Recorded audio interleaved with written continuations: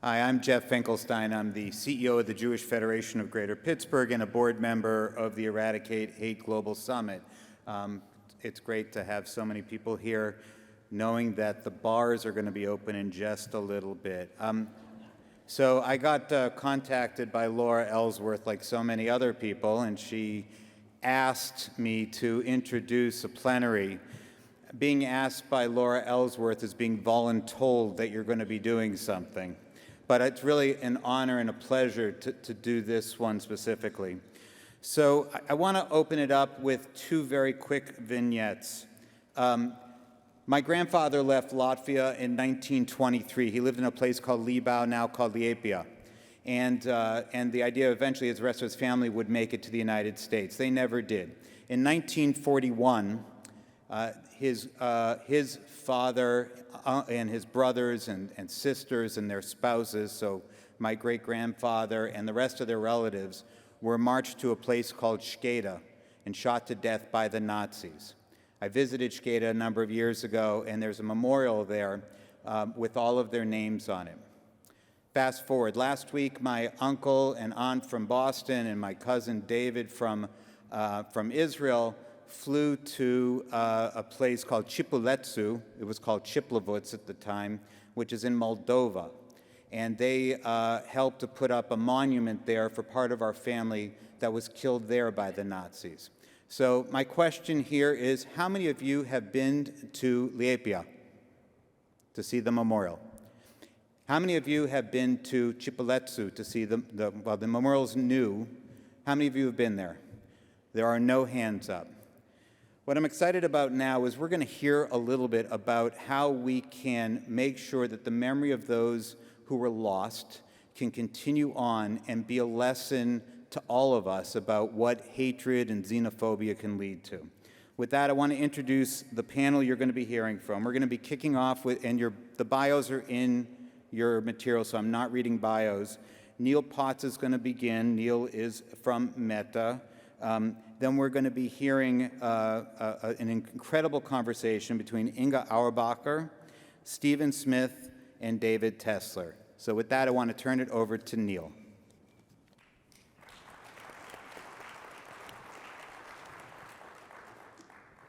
Good afternoon. Jeff stole my one joke about standing between us and an open bar, but I do want to pause there, and if there's anything that should be standing between us, it's to make sure that we understand the history that has happened so that we never repeat it again, and you are going to be just thrilled with the conversation that we are about to hear. Ladies and gentlemen, esteemed guests, and all the allies who stand with us to fight hate, I'm here today not representing Meta just as the Vice President of Trust and Safety Policy, but as a testament to what collective action can envision and achieve. Every day, 3 billion voices echo across Meta's platforms. Every voice tells a story. Every voice shares an experience. Every voice builds a connection. And our commitment to those voices is dual-fold. Create technology and products that harness the beauty of these connections and to shield them from the darkness of hate. At this massive scale, every decision, every policy, and every technology we implement carries significant consequence and can shape society. At the heart of our operation is a commitment to safety, especially for the most vulnerable. I am blessed to lead diverse teams that are focused on ensuring the safety of others, including the safety for children, the safety for targeted communities, teams that counter extremism, and those that focus purely on human rights. We work tirelessly to navigate a landscape that is often as challenging as it is rewarding. We not only remove harmful content, but also play a pivotal role in participating in a global environment on initiatives such as the Global Internet Forum to Counter Terrorism. We recognize these issues are larger than any one company, larger than any one organization or community. They are whole-of-society problems that demand whole-of-society solutions. So our approach has to go beyond policies and reactive measures. Enter Tell Me Inge. The story that you're about to hear is really a beacon in our efforts to not just counter hate, but to enlighten and inspire. The project isn't just about combating negativity. It's about spotlighting the resilience of the human spirit, even in the direst of circumstances. Inge Auerbacher's life unfolds like a tapestry of human experience. Born in Kippenheim, she was soon engulfed by the horrors of the Holocaust, witnessing the grim realities of the Theresienstadt ghetto. But Inge's story isn't just one about survival. It's about hope, it's about resilience, and it's about the human spirit. At Meta, in partnership with StoryFile, we've taken this poignant tale and given it a transformative touch. Employing the cutting-edge capabilities of the metaverse and our new AI offerings, we've turned Inge's memoirs into an interactive conversational experience. Picture this, an AI-enabled video where Inge isn't just a face on the screen, but an entity you can converse with, ask questions, and dive deep into her memories. And that's not all. The 360-degree hand-drawn animations encapsulate the essence of the journey, making it tangible. It feels as if history has been plucked out of the textbooks, brought alive right before our eyes. This isn't just about using technology, it's really about redefining storytelling. Stephen Smith of StoryFile and our team at Meta have managed to seamlessly merge the past and the future. And through this project, we don't just witness history, we experience it.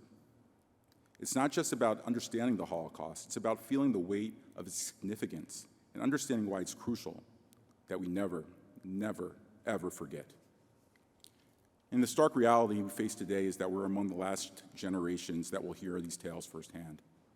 As the brave souls who lived through these times leave us, there's a rising danger that events fading into these events may fade into mere footnotes in history. And projects like Tell Me Inge ensure that these stories remain alive, serving as a powerful reminder and a catalyst for a world that upholds unity over division, love over hate. Tell Me Inge is a great example of how immersive technologies can build empathy and encourage people to reflect on Holocaust education and remembrance.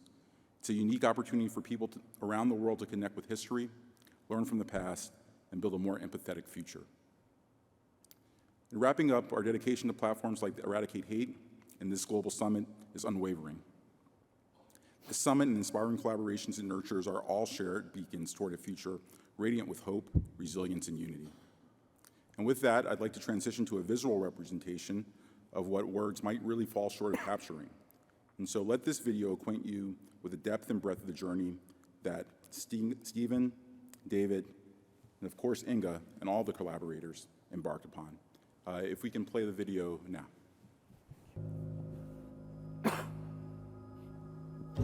1.5 million Jewish children were murdered during the Holocaust. Inge Auerbacher is one of the few that survived. Now, 80 years later, she's one of the last remaining eyewitnesses alive.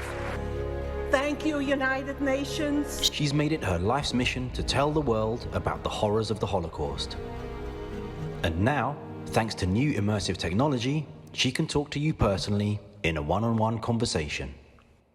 Introducing Tell Me Inge, an immersive virtual reality experience that combines patented conversational video AI and hand-drawn animation. Over 50 answers to her childhood experiences were pre-recorded so that she can respond to a user's question using AI. In seamless conversation, she reveals her life story about her life before, during, and after the Holocaust, responding as if you were sitting in the same room together. Here's a picture of my immediate family, my parents, my grandparents. Ask her about her terrible journey, life in the Terezin concentration camp, how she experienced Liberation Day, and much more.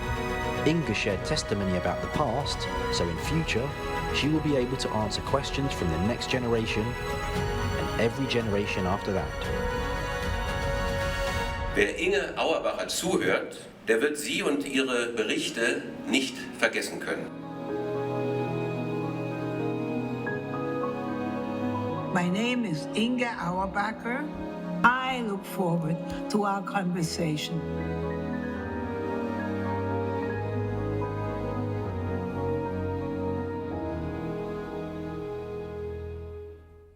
It is powerful. I really encourage, if you have the opportunity to view and interact, to really take that up. Before I turn it over, I just wanted to specifically thank Laura, thank Mark, thank Chuck for the invitation for Meta to be here today.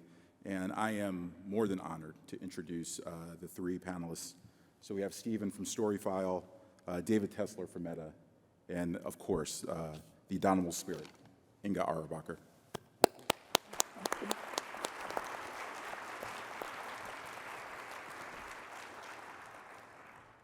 Thank you, Neil, for the introduction. Inge, Neil talked a little bit about your story and about our collaboration. We hope that people get to interact with you virtually in this immersive experience, but not many people have had the chance yet. So could you tell us a little bit more about your story? I will, gratefully. Good evening, everybody, and I thank everybody for coming tonight and the whole group who made this possible. Of course, StoryFile and Meta. Never thought this would happen.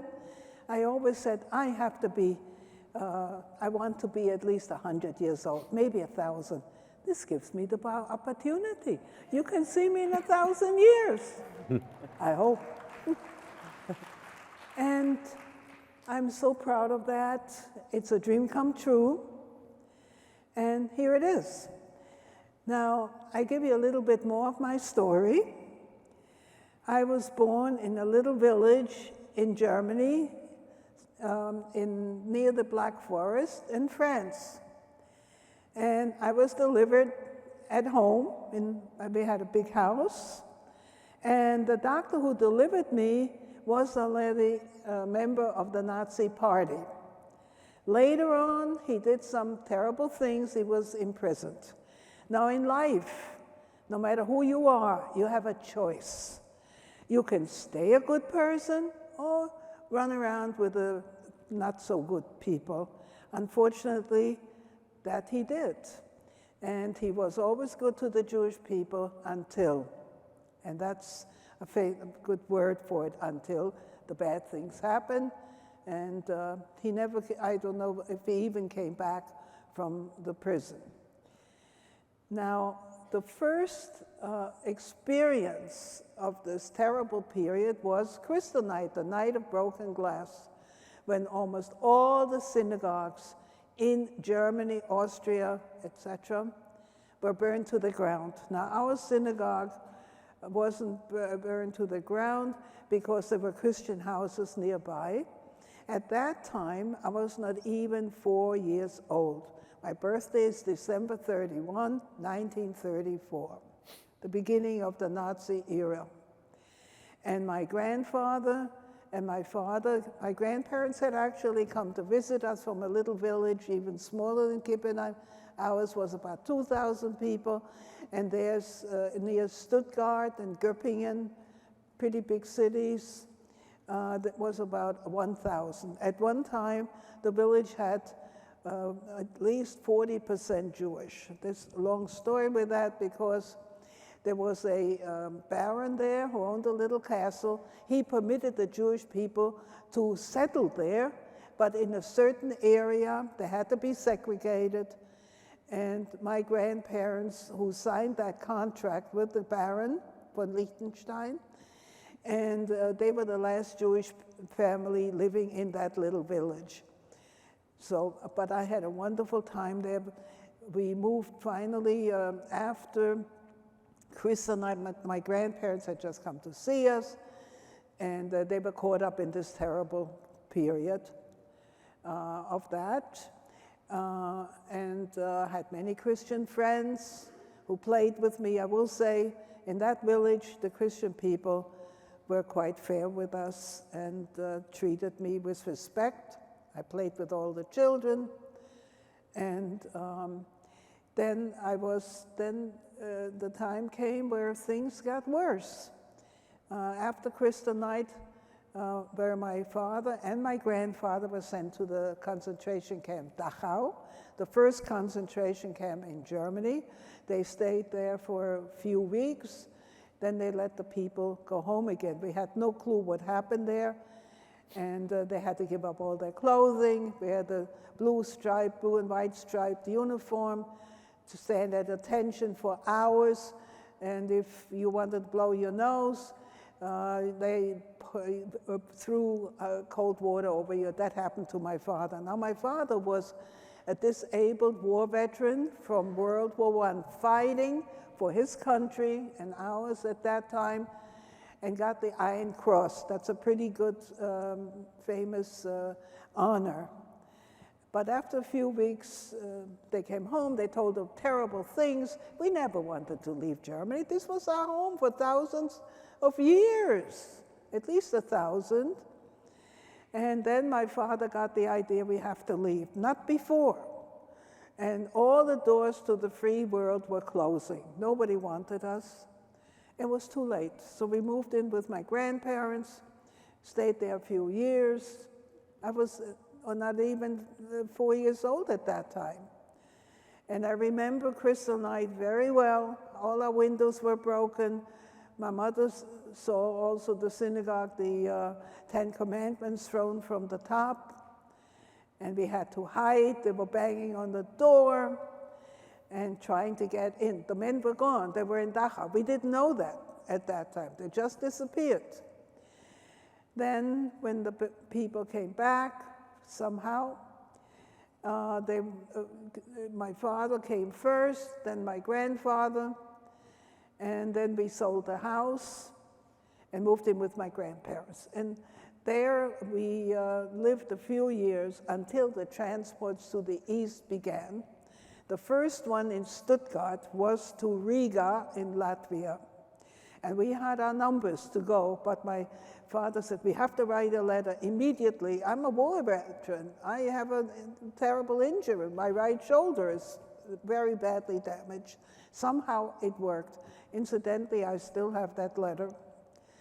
And my grandmother was in it, and I had to go to a segregated school for Jewish children. I had to travel every day, but most of the time by myself when my parents had to do slave labor. And I was only 6 years old. I don't know how I did it. A little girl. I know in my neighborhood there's a school. I live in Jamaica, Queens. And I mean, the mothers still bring the kids to school. I went by myself to school, 6 years old, on the train. And then the time came when we had to wear the yellow star. And I want to show it to you. This is a state of hate for us, for anybody, that you have to wear such a star with the word Jude on it, Jew, Hebrew-like letters. I tore that star off on May 8th, 1945, when we were liberated by the Russian army. And my mother put a backing on that you could sew it up. You had to pay for those stars. And they were so flimsy with the material. And you can still see the threads on it when I ripped it off. They're still there. The sign of hate for us. And that's why I wrote my first book, I'm a Star. I turned that meaning around. That to me, every human being is a star, the positive star, not the negative one. And that's when I speak in a school, I always tell the children, you have to say, I'm a star at the end. So when I walk out, they all say, I'm a star. It gives them a good feeling. I like to work with any age, but particularly for young kids, 10 years old, 9 years old, and they like that. They keep on saying, I'm a star, I'm a star. Yes, you are. You're a human being. You deserve the right to live. So school stopped when I never even finished my first grade. And all the transport began at that time, and almost the whole school was sent to the east to be killed. They didn't know what was coming. Nobody could think of such a thing. Germany, a wonderful country. How could it happen? But it did. And I'm afraid for the future now, too, what things are going on in the world. And Inge, when you think about the future and you think about your story, how do you think it relates to the hate and extremism that we're talking about here today, the current state of the world and what we're seeing? It's a nightmare. It's an absolute nightmare. How could it happen? It only happened really not even a century ago. I mean, could it happen again? I think yes, in a different way maybe. They wouldn't use gas chambers, or shooting. I mean, my grandmother was shot in the forest near Riga. And she was one out of 14 children. 4 brothers fought for Germany in World War I. 2 gave their lives. They can't even find one body. So, and now she's in a mass grave. I saw the place. I especially went there to find out where my grandmother was sent, because we were in the same transport, but somehow we got out. Otherwise, I would be right now in a mass grave. Stephen, I just want to turn to you for a second. We live, talking about the current world we live in an information age. There's information everywhere for us to learn from. How is storytelling, testimonials like what Inge was just talking about, how is that learning different for us? Well, you can read 1 million books, but you can't talk to that person in the book, which I sometimes would like to. Here you have a system that you can actually talk to that person and ask a question. Yeah. How was it? What I love about Inge is that she is the oldest Gen Zer that I know, turning 90 next year. She first contacted me by Facebook Messenger, which she then stalked me on for quite some time. Then she turned to Twitter, and now it's FaceTime. Well, what I think is so fascinating about this information age is if we can channel that well, David, it's such a powerful tool in our armory against hate. We've been hearing in this summit, and every day we hear about the uses of the internet by those who are driving ideologies of hate and are diving deep into these dark cesspools of hatred. And on the other hand, if we can harness that, as Inge has done here as a coming up 90-year-old, harness it and push that out so that we take command, if you like, of the narratives. And there's nothing more powerful than an individual narrative. For many years, I was leading the USC Shoah Foundation. We had 55,000 testimonies there from 10 different genocides. Big data, lots and lots of data. But the power was in the individual story. And I always used to say to my students, just don't go in and take a minute of YouTube video from this archive. Live through the entire life trajectory of that individual. Sit with that individual for 2-3 hours and just be in the presence of that individual. And what Inge has given us the opportunity to do here, using the power of new technology, is to be in her presence. And for young people in particular who are just getting into that cesspool of data that could be actually quite harmful, and giving them the chance to learn from her, with her, and really go deep. And it doesn't just apply to the teaching of the Holocaust. This can be all of our stories, and I know there are so many stories here too. And so do you think the immersive technology, how do you think that adds to the testimonial and learning from testimonials and storytelling? Well, we run a company called StoryFile, which does conversational video. So you're experiencing Inge inside the VR headset in a conversation where you're asking her questions, and then when she answers, the story that she tells of that episode, it sort of unfurls around you, and it's designed for younger people. But I think I'm always of the view that the technology should come last. When we first started this idea of creating holographic images of Holocaust survivors to converse with, which is what we did at the Shoah Foundation at USC, I said in the room, okay, that's what we're going to do. Let's just strip this down. What's the simplest way we could get this content from the conversation with Inge? Oh, it's flashcards. I'm going to ask you a question on a flashcard, I'm going to put it down, you're going to write it, and you're going to answer it. Then we'll turn that into a personal conversation. Then we'll record it in audio. Then we'll add video. And then we'll turn it holographic. But the question was, what is at the heart of the story itself? It's the content. And if you lead with technology, you will fail to carry the power of the story. If you start with the story, then technology can power it into the world. And that's what we've been doing together at StoryFile and Meta, to take the power of Inge's story through the power of the technology. And Inge, as Stephen called you a Gen Zer, what was the most exciting part for you in this collaboration? Well, really, everything.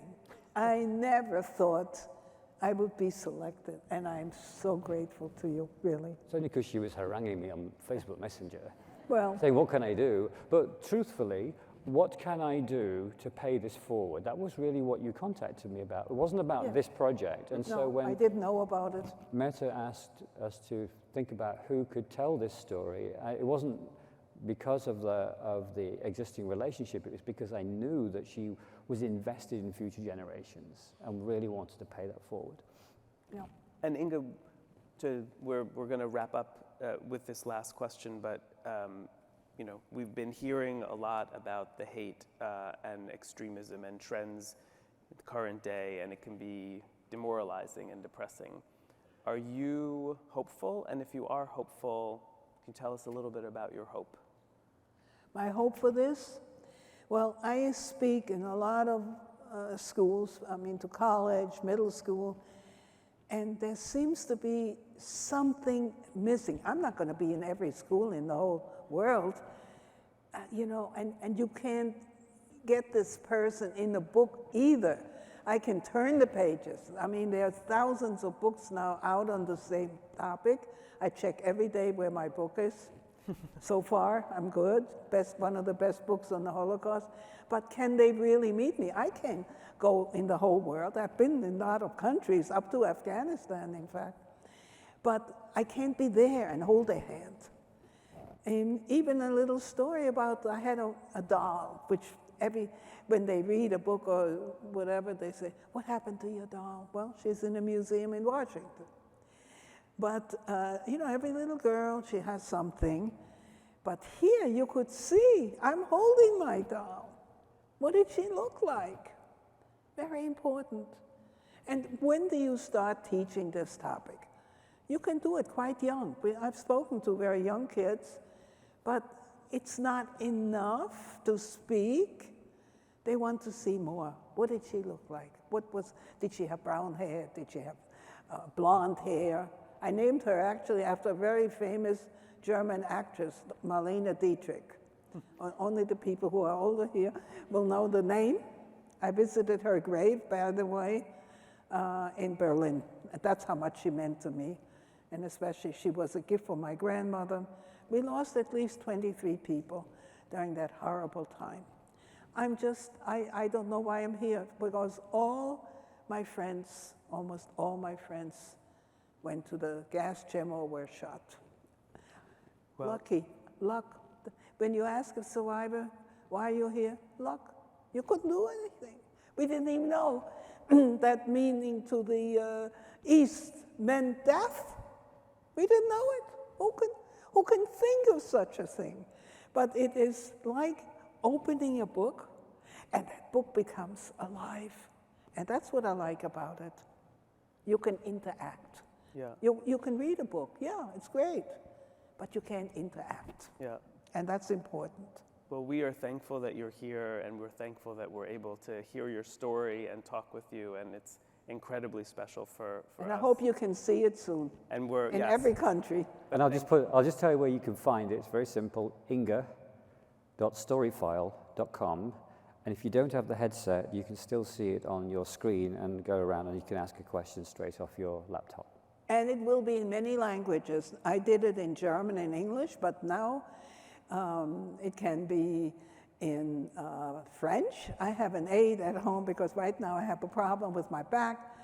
And I said, you know, Minna, she speaks Spanish. I mean, she's from Peru. And, no, Puerto Rico, what am I saying?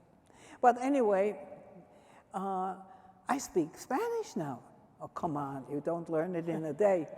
But I said, I did. So I played it for her. She says, oh my God, perfect Spanish. And then I go to my friend who works at the United Nations. She's born in Paris. I said, I learned Parisian, I learned French. Nah, come on, tell stories to somebody else. And I played it for her. She said, you know, this is fabulous. You even have a little German accent speaking French.